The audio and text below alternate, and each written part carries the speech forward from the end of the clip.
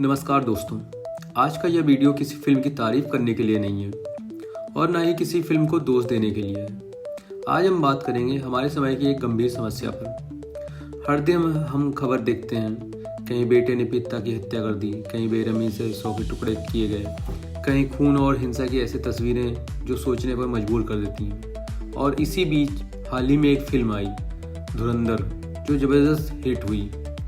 लेकिन इस फिल्म की सबसे ज़्यादा चर्चा कहानी से ज़्यादा उसके ब्रुटैलिटी को लेकर हुई। तो सवाल यह है, क्या आज ब्रुटैलिटी ही एंटरटेनमेंट बनती जा रही है? और अगर हाँ, तो इसका असर हमारे युवाओं पे क्या पड़ रहा है? आज का युवा इतने गुस्से में क्यों है?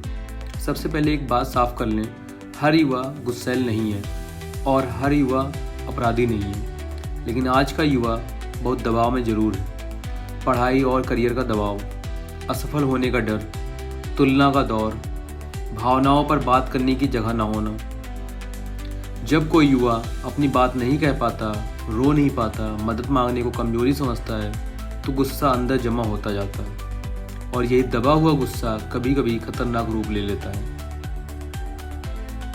अब आते हैं धुरंधर मूवी पर। इस फिल्म में एक विलन है, रहमान डकैत, जिसे दर्शकों ने सिर्फ पसंद नहीं किया बल्कि सेलिब्रेट किया।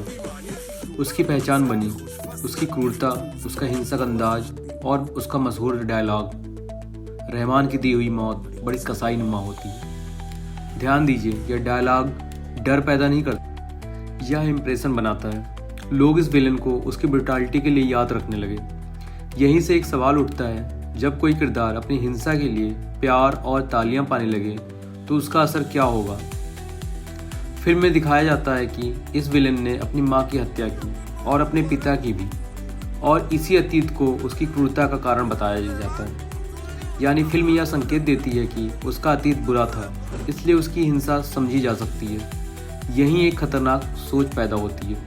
अगर किसी का बचपन या परिवार खराब चल रहा हो तो उसकी क्रूरता जायज़ मानी जा सकती है। यह सोच वास्तविक जीवन में बहुत नुकसान कर सकती है।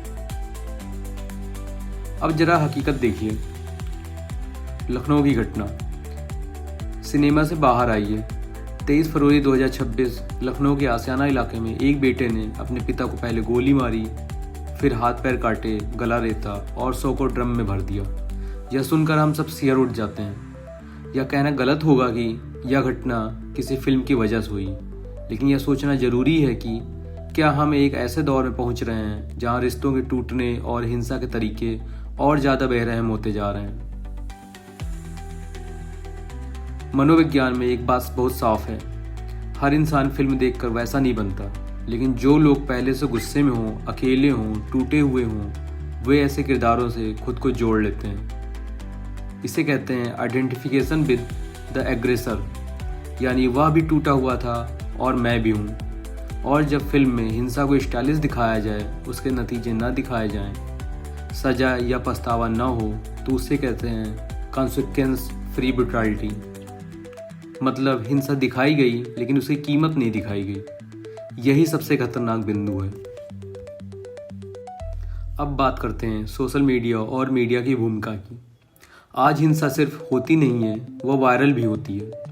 ब्रूटल सीन्स रील बन जाते हैं, डायलॉग मेम्स बन जाते हैं, असली अपराध भी उसी भाषा में दिखाए जाते हैं। इससे धीरे धीरे संवेदना कम होती है, हिंसा नॉर्मल लगने लगती है और यही समाज के लिए सबसे बड़ी चेतावनी है।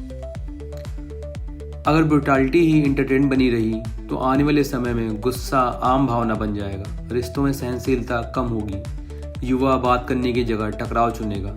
यह सिर्फ क्राइम की समस्या नहीं होगी, यह कैरेक्टर की समस्या बन जाएगा। समाधान क्या है? समाधान यह नहीं है कि फिल्में बंद कर दी जाएं, किसी एक फिल्म को दोष दिया जाए। समाधान है संतुलन। फिल्म मेकर्स हिंसा दिखाएं लेकिन उसके परिणाम भी दिखाएं।